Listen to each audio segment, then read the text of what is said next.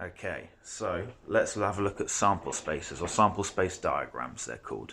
They're very often laid out in a very similar way to two-way tables, but there are no totals at the end. Okay, they're just a way to represent all possible outcomes of a trial or an experiment or something like that. It could be like heads and tails, could be rolling a dice, it could be picking someone out randomly.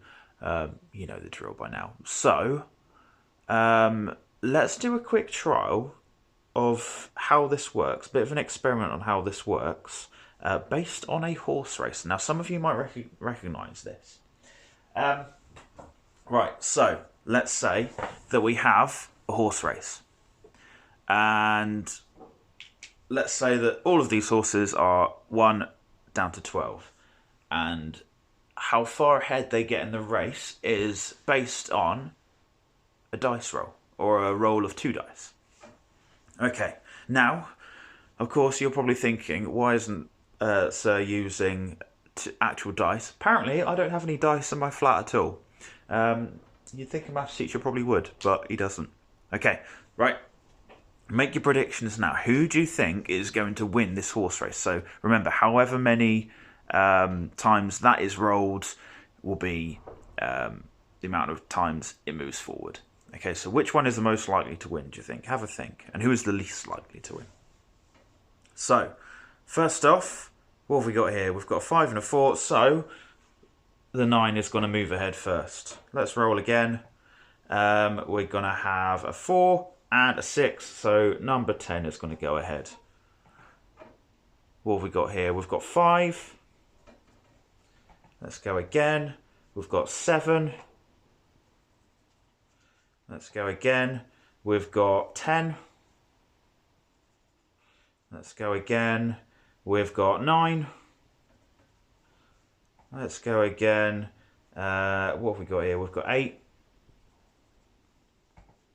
Then we've got 9 again. Now, let's see how this goes actually. Then we've got 7. What have we got here? We've got 11, our first 11. Then we've got 6, our first 6. And so on and so on. You can fast forward ahead if you want to. Oh, another 11. Okay, what we got here is that 5. Okay, keep going, keep going. Now.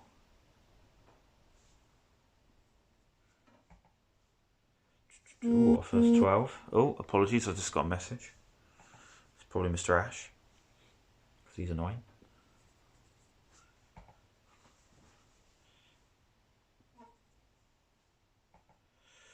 Another 7.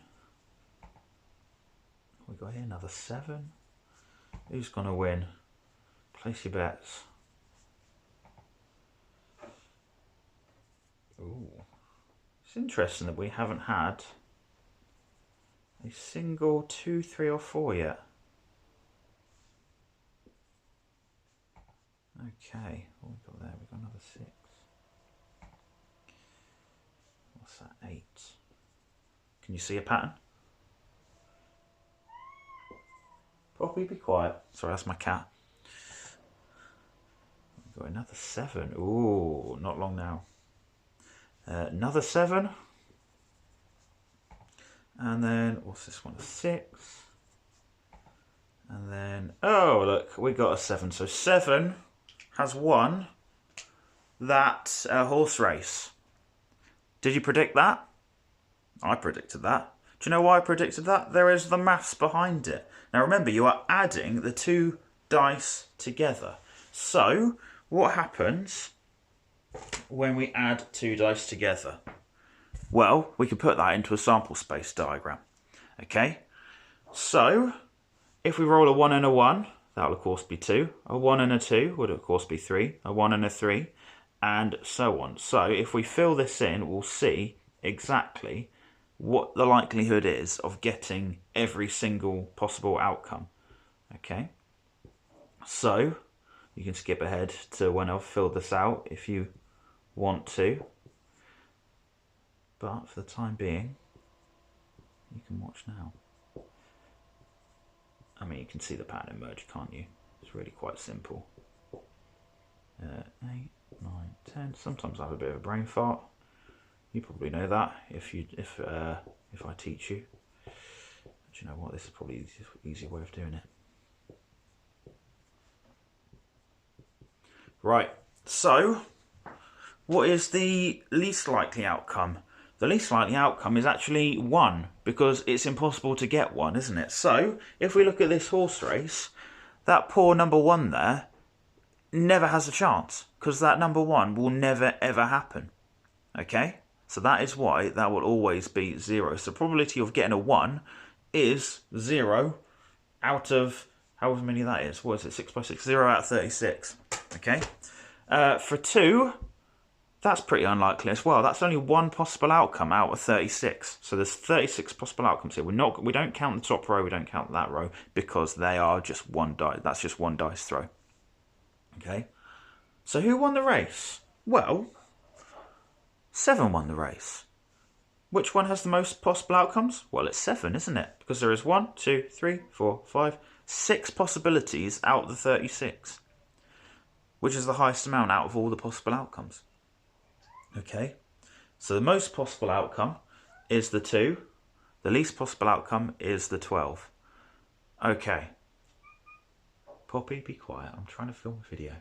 Apologies if you can hear my cat squeaking, and she's probably going to come into the frame now because she's irritating. Okay, right. So, yeah, so you can see that 5, 6... and, well, 5 and 6 are probably quite high up as well. Of course, this is probability. It's complete randomness. It's all about how likely something is to happen. It's not necessarily going to always be the case, but it's the likelihood of something happening.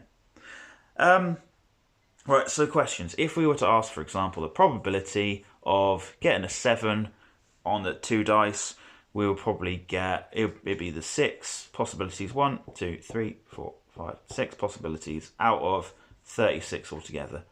6, 12, 18, 24, 30, 36. And if we simplify that, they're both in the 6 times table. So divide them both by 6 would get 1/6. Probability of getting a 1, of course, impossible, 0 out of 36. You don't need to put the out of 36, you can just put 0. Okay. Probability of what should we go for? For a 12 would be only 1 possible outcome out of 36. Okay. So that is when you're adding the dice. Of course, it can be the case that there will be different rules involved. I think I've set you a worksheet where there are separate rules involved. Now, sometimes they can actually be shown with things like, let's say that we flip a coin, which will probably be only 2 outcomes. We're not going to count landing on its side because that's completely ridiculous, and it's such a tiny probability that we can completely ignore it. And it could be rolling a dice, 1, 2, 3, 4, 5, 6.